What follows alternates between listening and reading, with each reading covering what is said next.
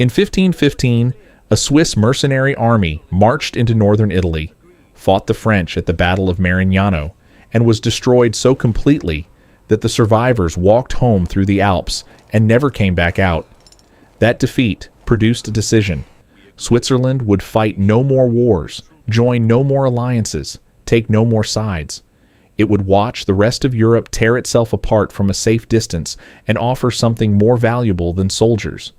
It would offer a place where the money from all those wars could be stored without anyone asking uncomfortable questions.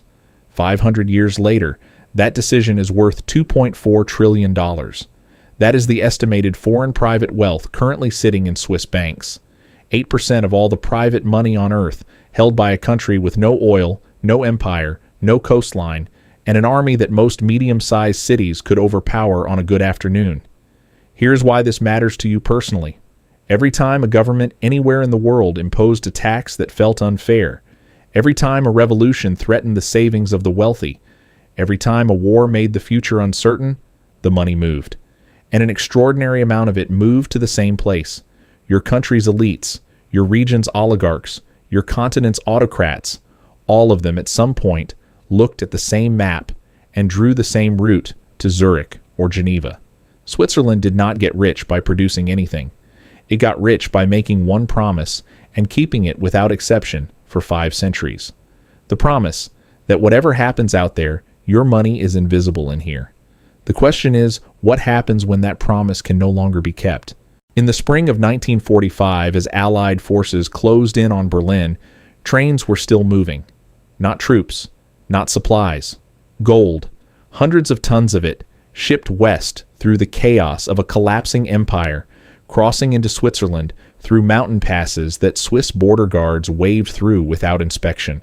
Some of that gold came from melted jewelry, some from looted central bank reserves of occupied countries, and a documented, investigated, officially confirmed portion of it came from concentration camps, gold teeth, wedding rings, the last physical possessions of people who were murdered for them. Swiss banks accepted all of it, no questions asked. That was the entire point of the business model. After the war, Switzerland returned some of the looted central bank gold to Allied governments that could prove ownership. But for Jewish families trying to reclaim the accounts of relatives who had died in the camps, the Swiss banking system became a second theft. Banks demanded death certificates for people who had been killed in conditions where no death certificates were issued. They charged maintenance fees until accounts were emptied. They claimed records had been lost.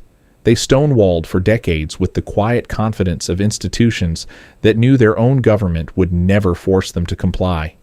The full truth did not emerge until 1996, when a security guard named Christoph Meili discovered documents about to be shredded at Union Bank of Switzerland, took them home, and handed them to a Jewish organization. He was immediately charged with violating Swiss banking secrecy law. The whistleblower was the criminal. The bank was the victim. 3 years later, under enormous international pressure, Switzerland established a $1.25 billion settlement fund. It was called a humanitarian gesture, not an admission of guilt. The language was chosen very carefully. It always is in Switzerland. In 1986, Ferdinand Marcos fled the Philippines on an American military helicopter with his wife Imelda, 24 pieces of luggage, 12 crates of undeclared currency, and certificates for gold deposits in Swiss banks worth an estimated $10 billion. He had spent 20 years looting one of Southeast Asia's most resource-rich nations, while his population lived in poverty so severe that children were dying of preventable diseases in the capital city. The Swiss banks had known who he was for years. They knew where the money came from.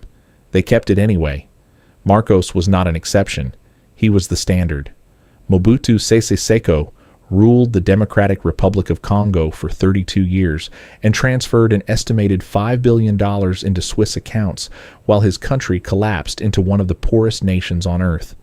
Sani Abacha stole between $3 and $5 billion from Nigeria and routed it through a network of Swiss private banks, using shell companies that Swiss regulators were fully capable of identifying and chose not to.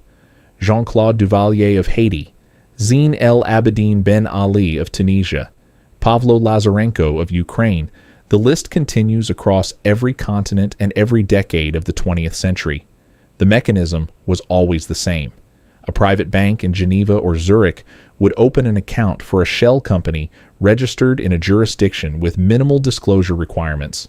The beneficial owner, meaning the actual human being whose money it was, would be recorded in a separate internal document protected by Swiss banking secrecy law. Regulators in the dictator's home country had no legal pathway to access that information. The stolen money was functionally invisible.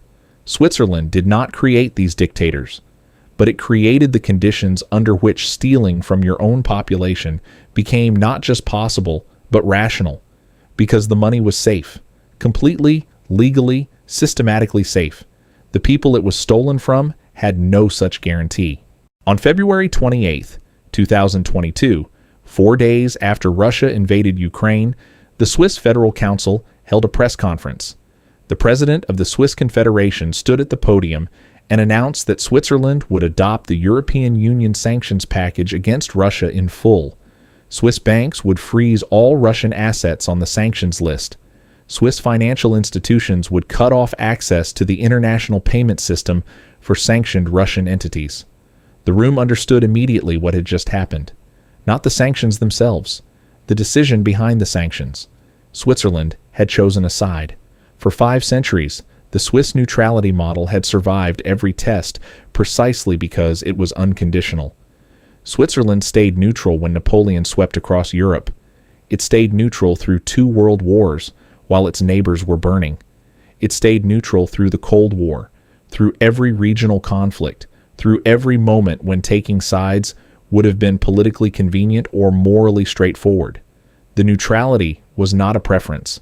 It was the product. The entire financial services industry, the $2.4 trillion, the private banks, the discretion, all of it rested on one foundation: the credible promise that Switzerland would never become a weapon in anyone's hands. That promise ended on February 28, 2022. Within weeks, Russian oligarchs, Gulf sovereign wealth funds, Asian family offices, and African government treasuries were all asking the same question. If Switzerland froze Russian money under Western political pressure once, what exactly is the guarantee it will not do the same to us? There was no good answer, because there was no longer a guarantee. There was only a hope that the next geopolitical crisis would not point in their direction. In the world of private banking, hope is not a product anyone pays $2.4 trillion to own. Switzerland did not collapse after February 2022. The banks are still open. The money is still there. But something fundamental shifted in the psychology of the people who use the system.